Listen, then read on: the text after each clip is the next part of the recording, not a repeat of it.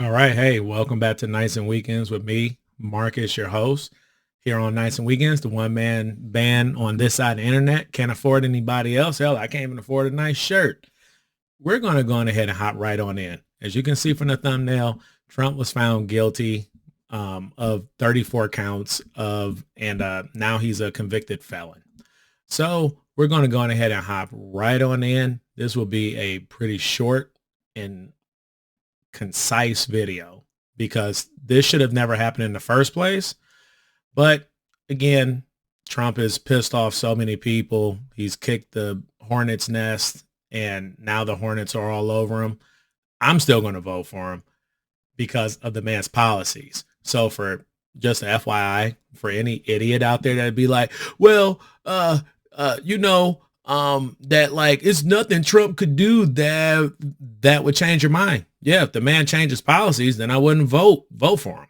But the man still has the same policies, but it seems like the left in general, especially the folks that are in power, have it out for him. So let us go ahead and hop right on into this. It's going to be short and sweet. Okay. So as we can see here from CNN, Trump found guilty in hush money trial. Okay. Just going to read very little of this. A Manhattan jury found Donald Trump guilty on all 34 charges of falsifying business records Thursday, an unprecedented and historic verdict that makes Trump the first former president in American history to be convicted of a felony. Now, I'm in shock like everyone else is because I'm not going to even get into what the judge said. That is up for your own interpretation, as in the rules that the judge set out. I think that it was BS, but you can go look it up for yourself. Nate, the lawyer, somehow found a video of a former FEC, that's the Federal Elections Commission, one of the folks that used to work there, who explained it all. So editor Marcus, please throw that on in there, okay? Okay. Hi, I'm Hans von Spakovsky. I'm a senior legal fellow at the Heritage Foundation, but I also spent 2 years as a commissioner at the Federal Election Commission. That's the federal agency responsible for enforcing the Federal Election Campaign Act, which regulates how candidates for federal office raise and spend money. The supposed campaign finance violation that the U.S. Attorney's Office in New York is claiming is actually not a violation of campaign finance laws. Here's why. In order for the rules to apply, it has to be a campaign-related expense.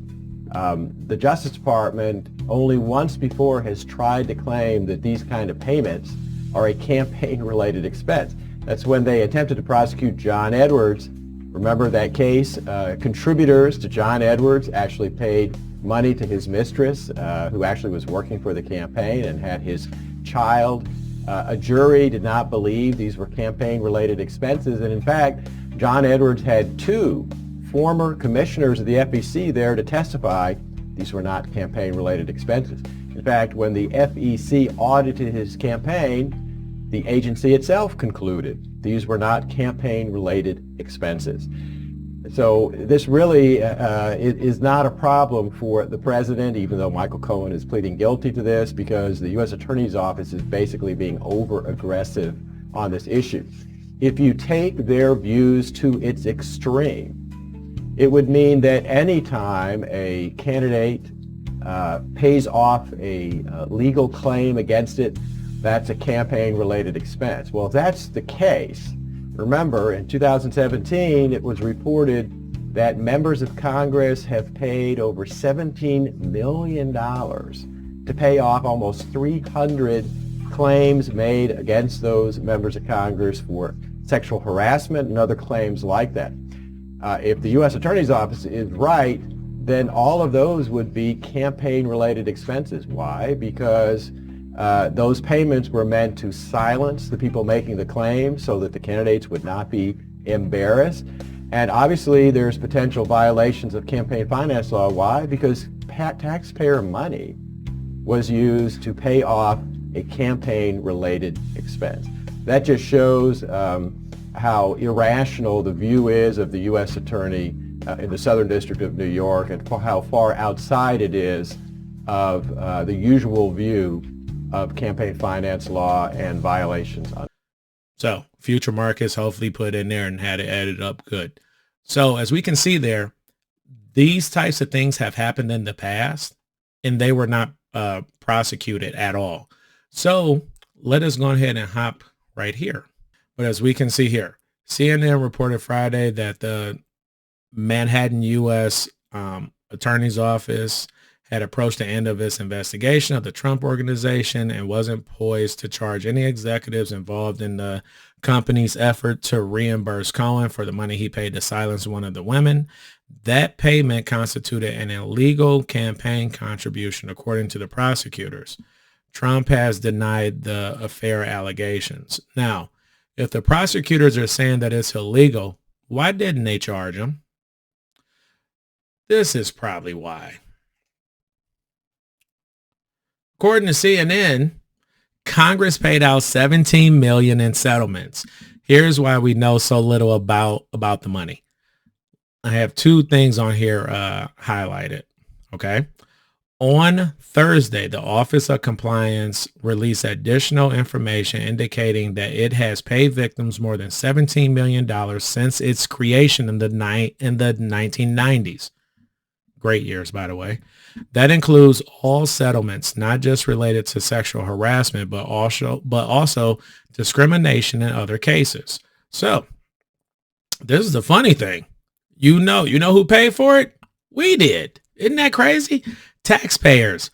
Once a settlement is reached, the money is not paid out of an individual lawmaker's office, but rather comes out of a special fund set up to handle this within the U.S. Treasury, meaning taxpayers are footing the bill. The fund was set up by the Congressional Accountability Act, the 1995 law that created the Office of Compliance. Let me get this straight. Trump just got dragged over the coals, even after the Fed said, we aren't going to even prosecute this. It's whatever. And then the state behind Alvin Bragg goes on ahead and charges this man with 34 counts. And apparently it was the same thing over and over again. Okay. And at the end of the day, this is the way I end up viewing it. For the people at The View, which I'm going to put them in there, Ed and Mark has gone ahead and throw in the people from The View, which The View can honestly kind of be put in as a stand-in for ABC, NBC, New York Times, Washington Post, LA Times, Chicago Tribune, Brian Tyler Cohen, the Young Turks, etc., etc., etc. The chattering classes of the intelligentsia on the left, okay? Or even just average everyday folks that are on the far, I wouldn't say the far left, but are on the left and just hate Trump. Just hate him. Weren't even involved in politics, couldn't have cared. They end up seeing Trump and they just lost their minds, which is okay. We live in a country where that's allowed. But Ed and Marcus, throw in that clip. Say before, but Donald John Trump Don't choke. is a convicted felon. So we have The View on there talking about him being a convicted felon.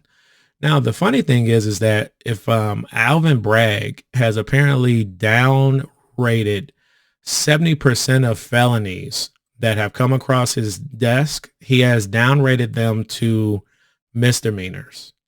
Okay. But he runs this up the flagpole. So at the end of the day, if you look in the mainstream media, they just about had a orgasm seeing Trump being found guilty. Okay.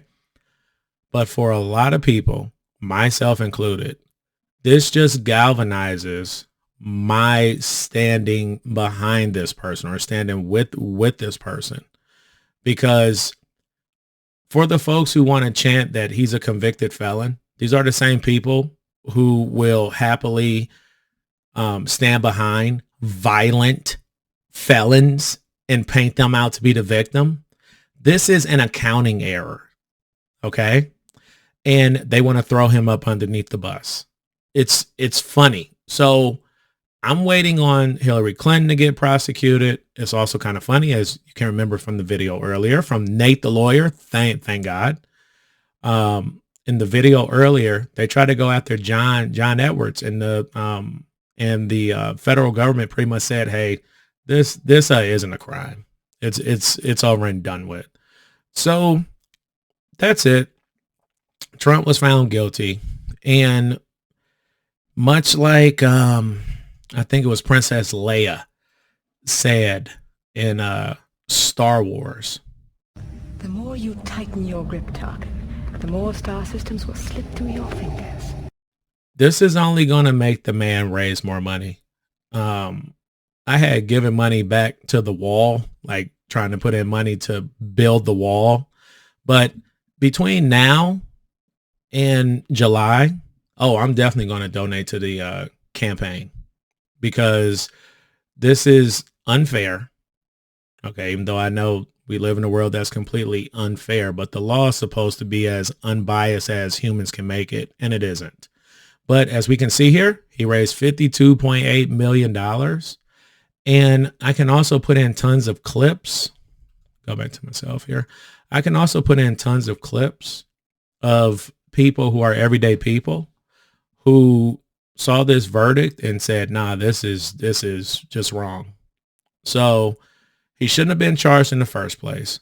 Alvin Bragg upcharged all those things. But again, he'll happily downcharge the person. If you live in New York City, who beat you over the head, he'll downcharge that from a felony to a misdemeanor, but wants to upcharge this from at most misdemeanors to felonies.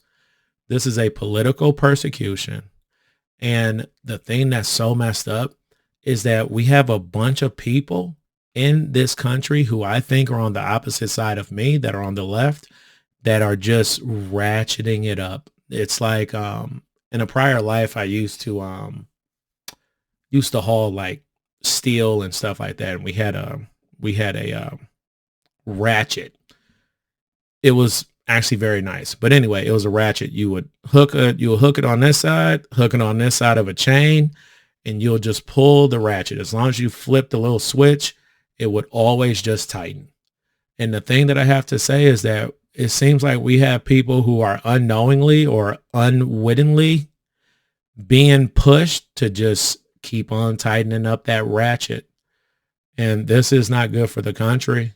But this is what I am going to say. And then I'll see y'all in a week. In my opinion, if Donald Trump does get elected, I'm 10 toes down for the retribution tour.